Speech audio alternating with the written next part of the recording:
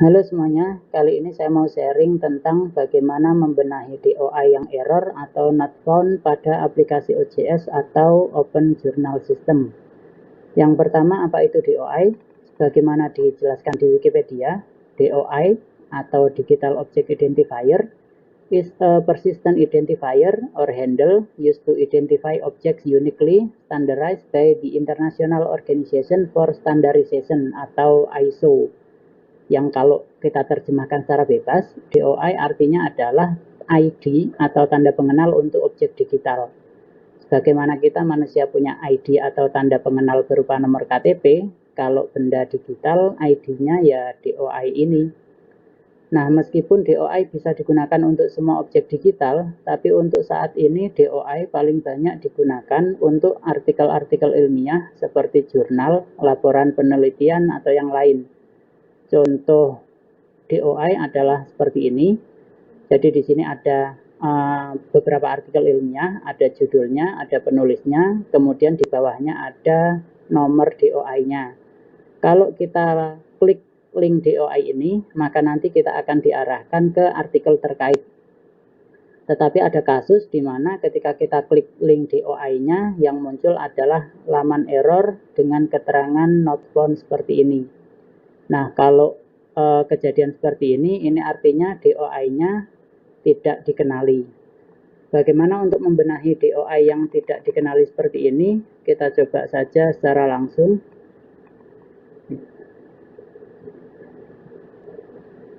Di sini yang saya gunakan adalah aplikasi OJS ya. Jadi membetulkan DOI untuk aplikasi OJS. Kalau untuk aplikasi lain yang juga menggunakan DOI, settingnya bisa jadi berbeda. Jadi tips ini khusus untuk aplikasi OJS. Kita coba artikel berikut, coba kita buka link DOI untuk artikel pertama. Oke, kalau muncul artikel terkait seperti ini, artinya DOI-nya berhasil, tidak ada masalah. Coba kita buka untuk artikel yang kedua. Nah, kalau muncul error seperti ini artinya DOI-nya tidak dikenali. Yang perlu kita lakukan untuk membenahi DOI seperti ini, yang pertama kita masuk ke aplikasi OJS kita.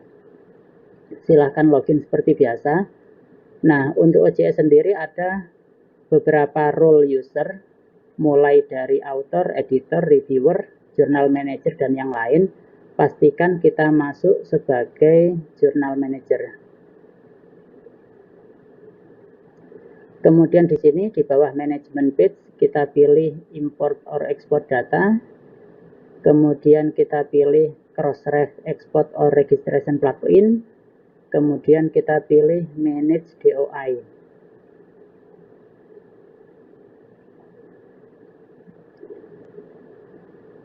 Ini loadingnya bisa lama, bisa cepat, tergantung berapa banyak artikel yang sudah ada di jurnal kita.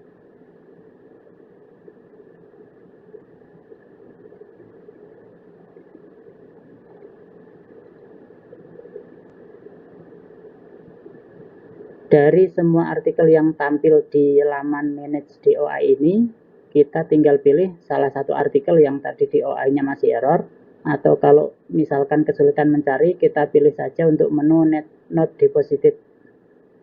Kalau di menu ini hanya di list artikel-artikel yang belum terdeposit ke Crossref atau DOI-nya belum dikenali. Kita pilih saja salah satu artikel yang tadi kita jadikan sebagai contoh, misalnya ini, makna ibu sebagai madrasah.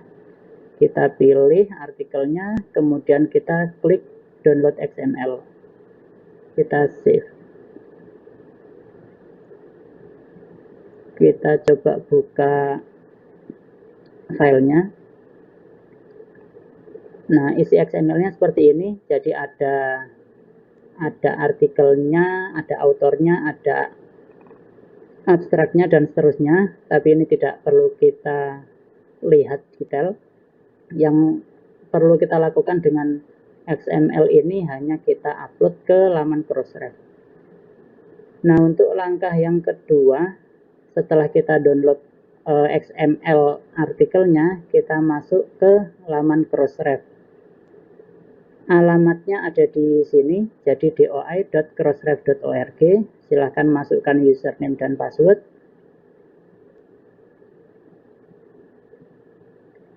Kemudian kita pilih upload submission, kita ambil file XML tadi, kemudian kita klik upload.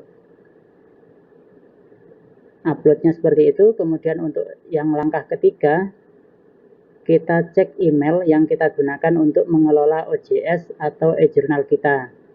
Email ini biasanya disettingnya di setup 1. Di sana bisa dicek email yang digunakan apa. Kita coba refresh email kita.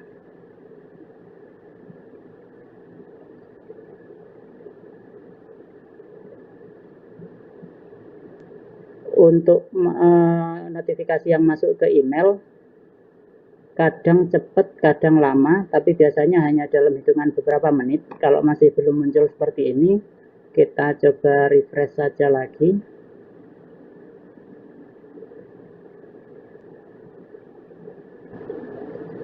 Nah, sekarang sudah muncul emailnya, coba kita cek. Oke, yang perlu dipastikan di emailnya di sini adalah keterangan ini, message successfully edit, dan di sini warning count 0 dan failure count 0. Artinya di sini berarti XML yang tadi kita upload ke Crossref berhasil. Sekarang untuk memastikan, kita coba kembali lagi ke laman jurnal tadi yang di luar di sini, jadi bukan yang di laman admin. Kita coba cek DOI-nya. Nah, sekarang DOI yang tadi muncul error sekarang sudah mengarah ke artikel yang terkait, artikel yang sesuai. Jadi langkah-langkahnya seperti itu. Mungkin untuk lebih mudah mengingatnya, coba kita ulangi langkah-langkahnya. Langkah yang pertama yang perlu kita lakukan adalah download XML-nya. Yang pertama masuk sebagai Journal Manager, kemudian pilih Import or Export Data, pilih Crossref Export or Registration Plugin, pilih Manage DOI, pilih Artikel, kemudian download XML-nya. Untuk memilih artikel ini tadi bisa satu persatu, atau jika memang yang error ada lebih dari satu, bisa langsung kita pilih semua. Kemudian di langkah kedua, kita upload XML yang tadi sudah kita download ke doi.crossref.org. Kemudian pilih submission, kita browse file XML-nya, kemudian kita klik upload. Dan yang ketiga atau yang terakhir, untuk cek hasil, kita cek notifikasi di email jurnal kita, dan pastikan ada message, ada pesan successfully edit. Dan yang perlu diperhatikan lagi adalah warning atau errornya 0. Kemudian setelah itu yang terakhir kita cek lagi link DOI untuk artikel terkait. Jika notif di email tadi semua sudah beres, maka harusnya DOI-nya pun sudah mengarah ke artikel yang sesuai. Kurang lebih seperti itu. Semoga bermanfaat dan terima kasih.